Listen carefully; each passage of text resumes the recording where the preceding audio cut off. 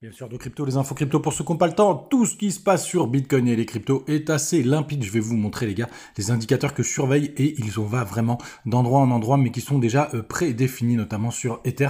On va parler de ça ce matin et de tout ce qui se passe cette semaine. Le BTC, il est à 29 400 $, plus 0,4%. On est parti combler le gap CME. On a 0,5% de retrait du côté d'Ethereum qui a 1865 $. BNB qui repasse devant XRP, même si ça se joue à pas grand chose. Il y a à peine 200 millions qui les séparent, mais il est repassé à la 4e position. Ils vont se tirer la bourre à mon avis pendant longtemps. Crypto Clébar qui perd 2%, TRX qui perd 3,6%, on a Bitcoin Cash qui prend 3,8% ce matin, on a Uni qui perd 2%. Link qui perd 2,3%. Bref, c'est un petit peu mitigé sur la map ce matin. Du côté, les gars, tout d'abord du weekly, où est-ce qu'on en est du côté du weekly? Eh bien, tout simplement, il s'est pas passé grand-chose depuis hier, malgré cette grosse chasse au stop qu'on a connue. Je vais le remettre tout de suite, pardon, puisque j'ai regardé quand même quelques indicateurs, et vous voyez, on a eu cette grosse chasse au stop qui est venue, d'ailleurs, rechercher les 0,382. Donc, c'est vraiment très intéressant ce qui s'est passé hier. On va en parler, bien évidemment. En tout cas, ce matin, on retrouve du vert. Tout simplement, on est au-dessus du nuage. D'ailleurs, en daily, c'est assez propre ce qui est en train de se passer. Regardez, on est entre la Tenkan et tout simplement le haut du nuage. Et pour l'instant, ça tient. Regardez comment on le travaille.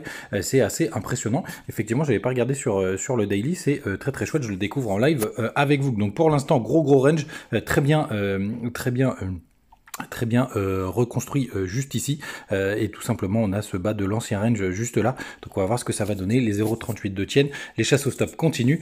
C'est un assez gros bazar. Du côté des news, hier je vous ai partagé pas mal de choses, puisqu'on a eu le hack sur Curve qui a fait un micro crash. Donc pour le coup, moi je voyais surtout une chasse au stop avec des fundings qui étaient repassés en négatif sur ETH, et j'avais vu pas mal de gens quand même de la cryptosphère qui essayaient de shorter. Et tout simplement aussi, on avait le gap CME, donc on avait clôturé aux 29 535 $.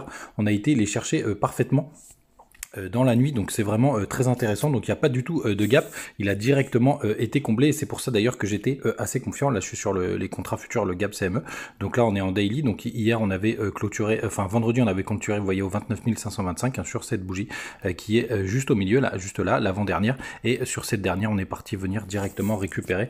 Donc c'est très très chouette ce qui est en train de se passer. Du côté de la Bitcoin dominance, les gars, ben pour l'instant, ça tient plutôt, hein, malgré la petite chute qu'on a connue. Regardez, mais on est en train de, pourquoi pas, de faire un pullback sur le M. C'est assez aussi très intéressant ce qu'on est en train de voir. Je vais enlever Ishimoku pour que ce soit plus joli. Je vous en avais parlé, qu'on avait breaké cette petite zone pour confirmer le M. Et là, juste là, vous voyez, potentiellement, je le dis, les gars, et c'est pour ça que c'est très limpide et très intéressant. On est en train de faire le pullback sur cette structure en M. Donc ça voudrait dire que les alts, juste après ces quelques journées, pourraient reperformer, et c'est d'ailleurs à peu près ce que j'attends. On va voir bien évidemment ce que ça va donner. Et sur Ethereum, je trouve que c'est le plus limpide, tout simplement, puisqu'hier je vous le partageais. Pour le coup, moi je m'attendais à un petit break de ce triangle ascendant. Pour le coup, on l'a finalement perdu avec la news de Curve, et regardez, je me suis fait prendre mon stop juste sous cette mèche. Je l'avais déjà placé auparavant pour être juste en dessous de cette structure. Malheureusement, c'était directement sur une trendline que j'avais pas enlevée, hein. Vous la voyez juste ici, et regardez, on est venu là la supporter très très bien, hein, juste là. Donc il a pris mon stop, tout simplement. Mais c'est pas grave, j'étais en bénéfice, hein, pour le coup, vous voyez là, et j'ai racheté dans la foulée quand j'ai vu que ça tenait, que cette zone tenait très très bien, hein. Donc c'était vraiment très intéressant. Pourquoi? C'est pour ça d'ailleurs, les gars, vous voyez toujours plein de plain drain sur mes graphes. C'est pour ça d'ailleurs que je les lâche pas, tout simplement, parce que c'est très intéressant ce qui peut se passer et qu'elles peuvent resservir par le passé. Et d'ailleurs, regardez comment c'est propre, hein, cette trendline qui était juste là. Regardez, on a fait un pullback parfait, tout simplement. Là, je suis en 1 heure. C'était cette nuit à 2h du matin. Regardez comme c'est net et précis. Donc pour l'instant, ça devient assez complexe ce qui est en train de se passer, tout simplement parce qu'on a perdu ce lot juste ici. Donc possiblement, là, on a un reversement de tendance en 4 heures avec cette mèche juste ici. Mais comme elle a tenu, on va voir vraiment ce que ça va donner.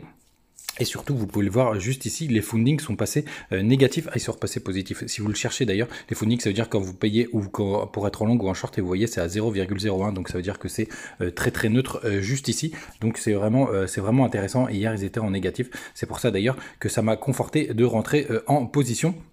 Du côté des liquidations, toujours pareil, on a ce gros cluster aux alentours des 30 000 $ qui sont jusqu'aux 30 100 $. Je pense que c'est une target qu'on devrait aller chercher au cours de l'été, même si pour l'instant on oscille entre plusieurs bornes. Et surtout les gars, n'oubliez pas, il y a les earnings jeudi avec notamment Apple, Amazon et Coinbase. Donc ça risque de bouger sur cette journée ou pas du tout. Hein, vous le savez, parfois on a le Sell the News. Les gars, vous savez tout.